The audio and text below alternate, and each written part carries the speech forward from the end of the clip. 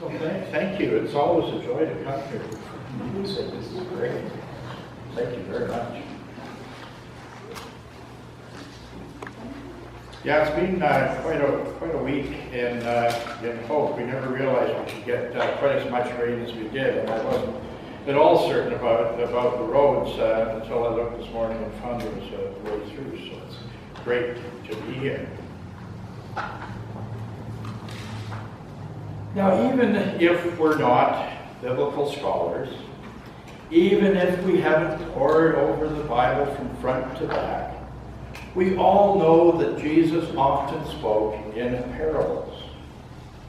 And that parables are stories that are meant to convey a simple message. They're actually so basic and so simple that we often don't get what they're saying to us. The gospel that bears Matthew's name has many parables. There is the story of the sower who scatters seeds on different kinds of soil. There's the one that says God's realm is like a very small seed, one that starts as something really insignificant and grows into something really, really big. A farmer or a gardener would immediately get the point of those stories. Bakers might too, because God's realm is like the yeast that a baker takes and mixes with flour until all the dough is leavened. Now, anyone who has ever successfully made bread will understand this parable immediately. Now, I was reminded most graphically about this a number of years ago, and it's a story about making bread. My son Jesse and I made bread type rising donuts when he was a lot younger than he is today. Now, I misread the recipe, and I doubled it because, and actually quadrupled it, because who wants to go to all that work for 30 donuts? It just doesn't seem worthwhile. Take the recipe said, take the above recipe and divide it by 4, and that will give you 30 donuts. Well, by the next morning, we ended up with 240 plus 4. The deep frying went on until about 3 o'clock in the morning, and by that time, I was the only one deep frying those donuts. The freezer had bags and bags and bags of donuts. It's surprisingly hard to use up 240 plus donuts. So these stories are direct and they're without confusion. Most people anyways will get the story. But we still ask the question, do we still understand these agricultural or household parables today? The vast majority of Canadians live in the city with little connection to farming or even gardening. And we don't make our own bread very often. We're somewhat removed from that. And I think it's quite regrettable because, but then that's another message on a different Sunday. So let's look somewhere else for parables. What contemporary stories or parables speak to us? What stories are able to give us a glimpse into Christ's realm? Now, there are very many of those. You've probably heard about or read modern stories that speak to our spiritual hearts. There are a lot of books on the subject. The Gospel according to the Simpsons. The Gospel according to Harry Potter. And the Gospel according to Tolkien, just to name a few. And there is even the Gospel according to Starbucks. That one's a bit of a stretch. Now, movies sometimes carry a certain sort of spiritual theme to them. The Matrix, The Green Mile, those sort of movies. These are modern parables, stories that have the ability to convey something to us about God's realm, about Christ's realm. For many folks, even these stories can be hard to get a handle on. You sometimes feel like you have to be a literary or movie critic to understand them. There are much simpler stories, ones that can readily prod us to do some thinking about serious theological themes. They're often called children's stories. So who on the Reign of Christ Sunday might be able to tell us something about Christ's reign, or what kind of ruler Christ might be? Well, as you might expect or suspect from children's story, from Story for All Ages, I think Dr. Seuss does a pretty good job of all that. He tells some pretty good stories, and they might even be parables. He speaks in a language that children can understand, even though your standard general issue adult might have some difficulty with it. They're stories that tell us about the Grinch who stole Christmas, and how the residents of Whoville enjoyed Christmas anyways, and changed the Grinch's heart. I read one of those stories this morning, The Big Brag, and I'm going to read another one right away called Yertle the Turtle.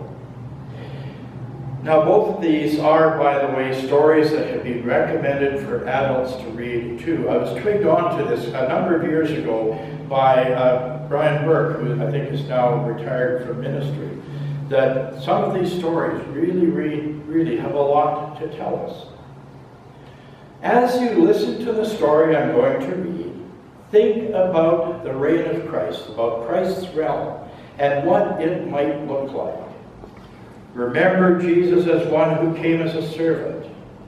Remember Jesus as one who came to turn the world upside down, placing the poor, defenseless, voiceless ones at the top, and the mighty, powerful, rich people of the world at the bottom. So listen as I read this modern-day parable.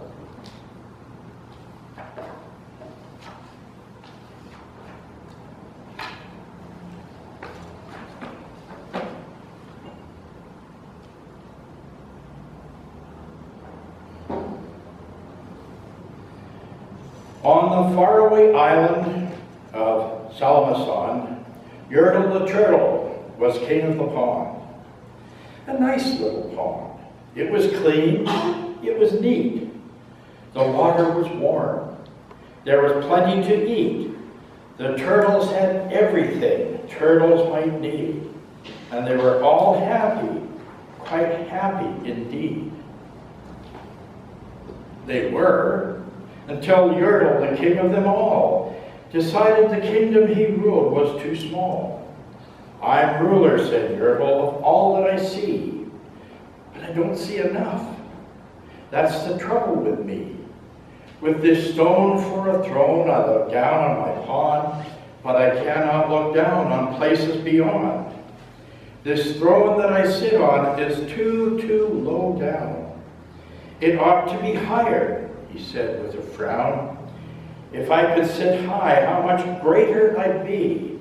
What a king. I'd be ruler of all I could see. So Yertle the Turtle lifted his hand, and Yertle the Turtle King gave a command. He ordered 9 turtles to swim to his stone, and using those turtles, he built a new throne. He made each turtle stand on one another's back, and he piled them all up in a 9-turtle stack. What a wonderful view! He could see almost a mile. All mine, Yertle cried. Oh, the things I now rule. I'm king of a cow, I'm king of a mule. I'm king of a house. And what's more beyond that, I'm king of a blueberry bush and a cat. I'm Yertle the turtle, oh marvelous me. I'm the ruler of all that I see. And all through that morning he sat up there high, saying over and over, a great king am I. Until long about noon, he heard a faint sigh. What's that? Snapped the king, and he looked down the stack, and he saw at the bottom a turtle named Mac. Just a part of his throne, and this plain little turtle looked up and said, beg your pardon, King Yertle. My pains in my back and my shoulders and my knees. How long must we stand here, your majesty, please? Silence, the king of the turtles barked back. I'm king, and you're only a turtle named Mac. You stay in your place while I sit here and rule. I'm king of a cow, I'm king of a mule. I'm king of a house, and a bush, and a cat. But that isn't all. I'll do better than that. My throne shall be higher. His royal voice thundered. So I'll pile up more turtles. I want about 200. Turtles, more turtles, he bellowed and brayed. And the turtles way down in the pond were afraid. They trembled, they shook, but they came. They obeyed. From all over the pond they came swimming by dozens, whole families of turtles with uncles and cousins. And all of them stepped on the head of poor Mac. One after another, they climbed up the stack. Then Yertle the turtle was perched up so high he could see 40 miles from his throne in the sky. Hooray, shouted Yertle, I'm king of the trees. I'm king of the birds. I'm king of the bees.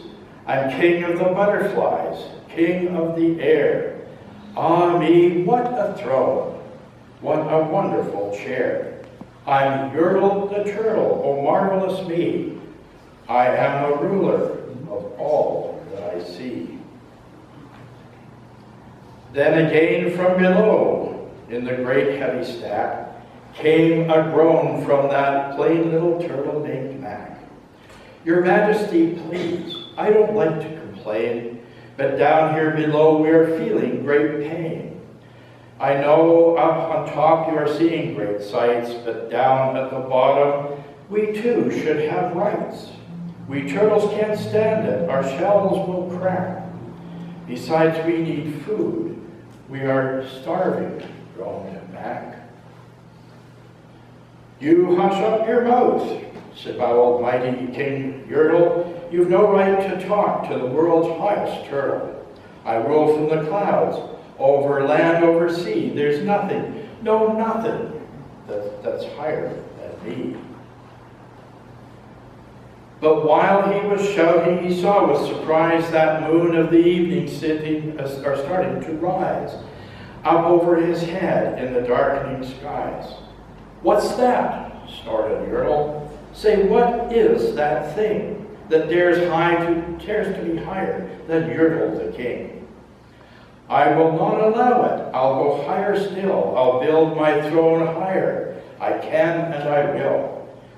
I'll call some more turtles. I'll stack them to heaven. I need about 5,607.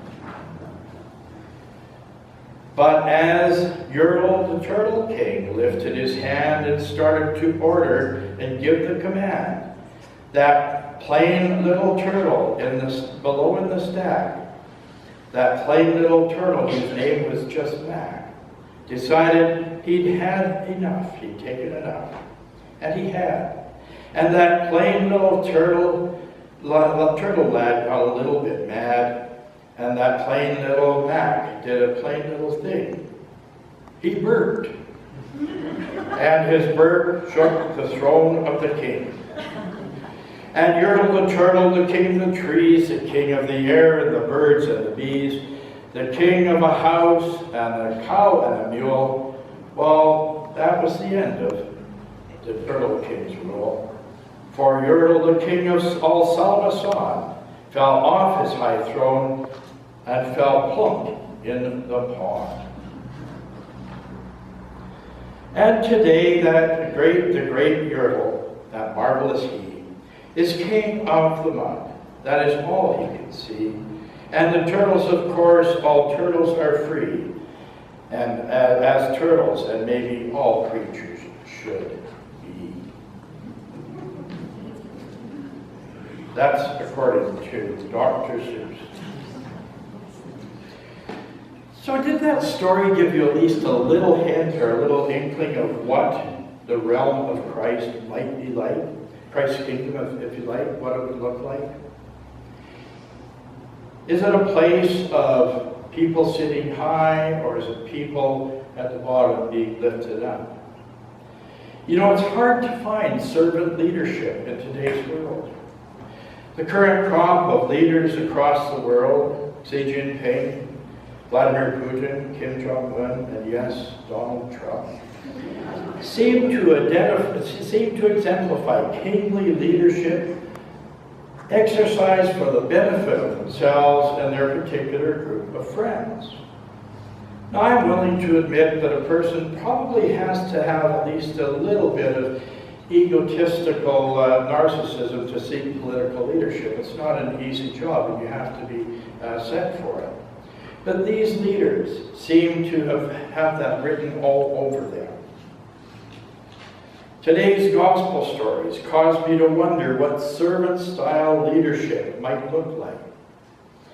Nelson Mandela might be one example. He was certainly a gentle leader who supported a quiet revolution. Mahatma Gandhi might be another. There's an author, a Christian author, E. Stanley Jones, wrote a biography of Gandhi, and it was a very revealing biography. According to E. Stanley Jones, Gandhi once thought about becoming a Christian, but ultimately remained Hindu because most Christian missionaries in India did not follow the example and the teachings of Jesus. They simply weren't into the servanthood that Jesus was calling them to. I find that kind of interesting. I wonder in which way we modern Christians might exemplify that too. One of the things that Jesus came to do was to show people how to be servants of one another. Jesus acted out that servant ministry in his iconic act of washing the disciples' feet, where he goes to wash Peter's feet, and Peter says, "No, you can't do that. I have to wash your feet." Jesus said, "No, I've got to wash your feet, Peter, and all of your feet." Now, for the life of me, I cannot imagine Vladimir Putin, or Xi Jinping, or Kim Jong-un, or Donald Trump washing each other's feet, or washing the feet of the people who lived in their countries. It would be kind of an interesting thing to see. We celebrate Jesus' servant leadership today. And the whole point of any celebration of the reign of Christ is lifting up his embodiment of servanthood, serving even the least of these. The first must be last, and the last must be lifted up in the first place. That's why I actually find it really difficult to call this particular Sunday the Christ the King Sunday. It should be called Christ the Servant Sunday. Jesus didn't set out to be king, at least as we conceive kings. The point of this day is to point us towards servanthood, towards servant ministry, where we go and we feed those who don't have food, where we go and offer clothing to those who don't have adequate clothing, where we sit and are willing to talk with people and listen to what they have to say, to become a friend to those who are friendless. The whole point of this day is to point us toward that servant ministry, not toward activities that will make us look good, not toward any activity that will lift us up in the eyes of others. Instead, today, we focus on ways in which we might be servants to one another. But Jesus invites us to not limit ourselves to that rather narrow point of view. Jesus invites us to consider the possibility that God wants us to be servants of all those who live around us. In Chilliwack, in BC, in Canada, and indeed in the whole world. If we want to be a king, if we want to be a queen, if we want to lead, we have to learn how to be a follower. We have to learn how to be a servant. I wonder if we have ears and hearts that are ready to hear that message. May God be with us. Amen.